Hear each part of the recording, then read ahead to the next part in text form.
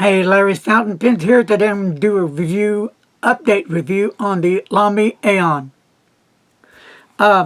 It's not a cheap pen. It's like $72 for the pen, so that kind of kicks the price range up. And, well, here's the Lamy right here again. So I took this out of the drawer and really gave it a good workout to really give it a chance to see if I'm really going to like this pen or I'm not going to like it. The only visible markings on the pen is on the nib, which has Lamy. Turn it upside down here, and that is it. There's nothing else, no other kind of markings on the pen, just right there, Lamy. It's a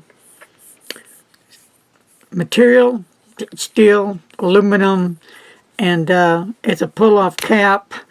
Nothing really going on at the end of the barrel or at the top of the cap. It's really a plain looking pen, but in its own way, it's attractive. I like it. I think it looks, I don't know, it looks good to me. It's black with just the clip is silver chrome trim, and that's about all you see on it.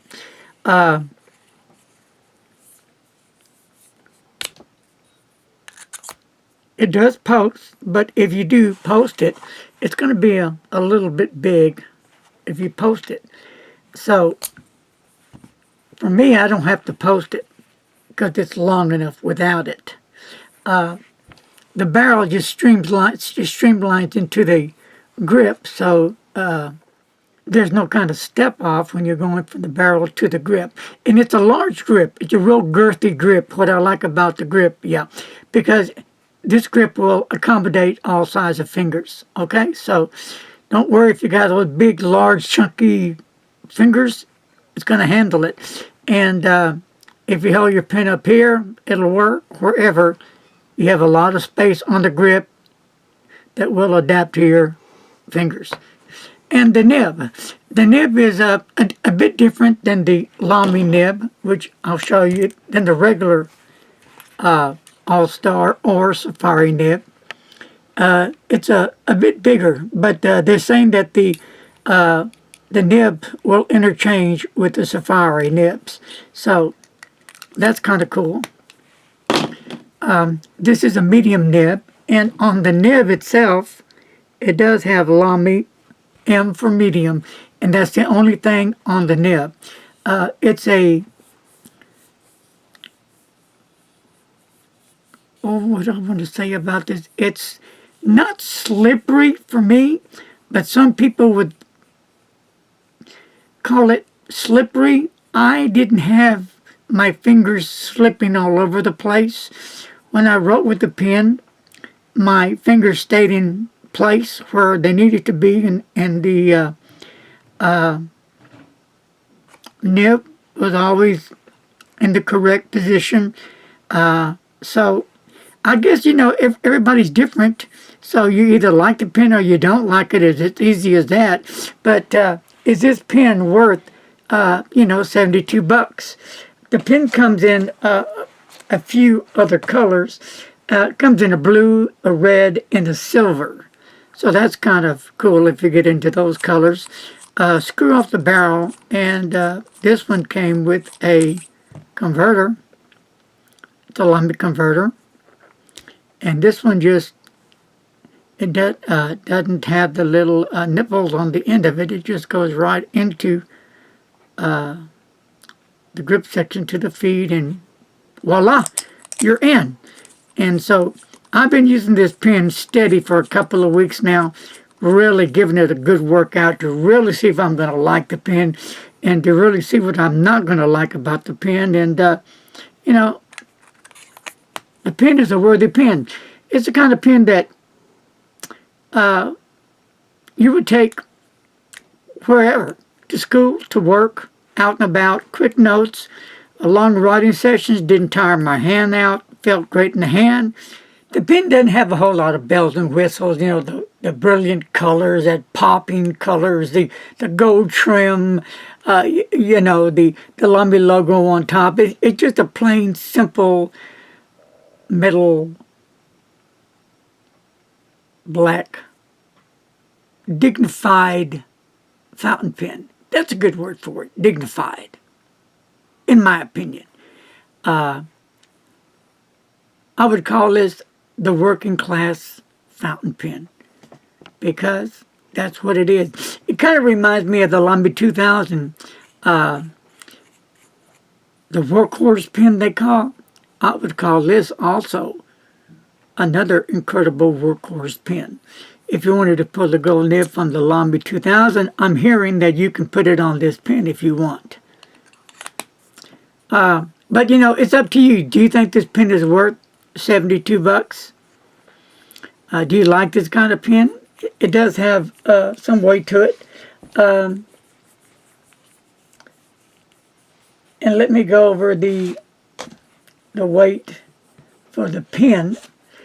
This pen weighs about 1.3 ounces. So you got some weight, not bad. But really feels good to the touch. It's about 5.6 inches in length when it's closed like this, and when you post it, it's 6.4 inches. And I always like to line up my clip with my nib. You know, that may look a little bit long to some people. That would be up to you if you wanted to post your pen or not. It does use cartridge or converter. That's cool. No, I wouldn't make this into an eyedropper because it's metal. You know, the grip is metal, and you know the aluminum body. So it's really a well-made fountain pen. It's a pen that's going to last you. You can clip it onto your shirt, and it's going to be on there securely. You're not going to lose it. I usually wear, if I don't have a pocket, I usually wear my pens inside, like that. So it's always safe and secure. This pen, I haven't had any problems. You know, yeah, I tried to find what I didn't like about the pen. In my first impressions of the pen, to be honest with you, I thought it was a very dull and boring pen. Yeah. It wasn't a flashy pen, you know. This Lamy All-Star has more pop, vibrant, flashy pen than this pen. This pen costs less than this pen, but this pen has a lot more going on than this pen. The body style, the feel, the look, the touch, the nib. It's in a class of its own. That's what I would say. And if you wanted to get another color, you do have choices now. So let's write with the pen a while to show you how it writes. I'm going to leave it uncapped. And you can you can make up your own mind if you think the pen is a worthy pen for you to have in your collection. And I'm using the Rhodia dot grid on the pen.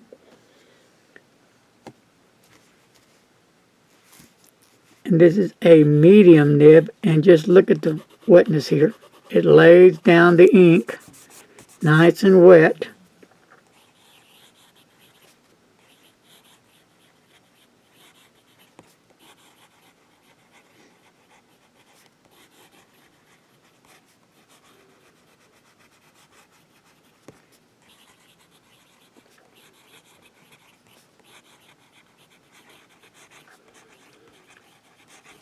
And as you can see, it had no problems with the ink flow. It hung right in there. This is a smooth nib. Now, I have heard that the nib is a bit scratchy. I haven't found that as of yet, and I've been writing with the pen. I like it myself, like I'm feeling the pen. That's why I've been using the pen. when I like a pen, I'll use it a lot. So, yeah, cool pen, I think. And you can get them in the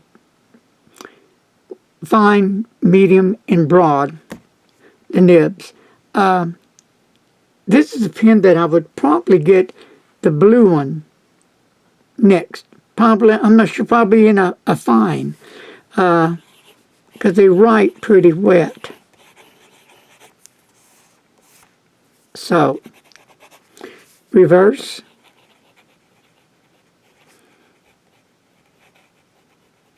And it does write reverse.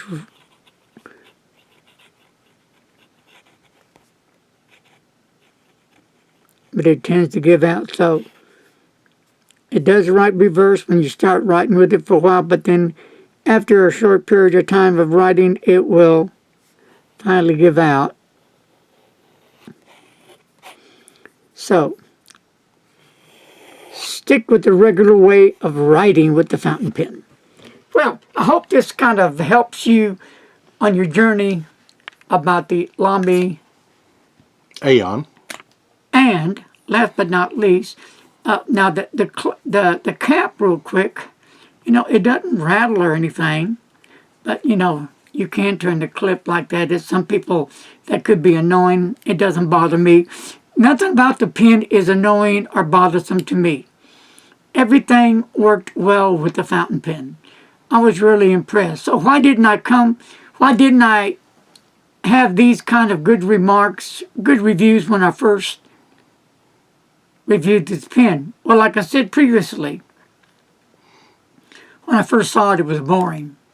It didn't have the colors that I liked that popped. But after I really got serious with the pen and just felt in my hand for a while, I like the girth, the size of the pen. I do like the black pen. And, that little bit of the clip of the chrome clip on it, it just kind of makes the pen look really cool. It's not overbearing. It's not overpowering. It all blends together. You don't have to have a flashy pen to have a cool pen. But what you want to make sure you have is a darn good nib, because that's going to be the whole ticket to the fountain pen. If the nib's no good, your pen's no good. End of story. That's how I roll. So, again, here is the nib.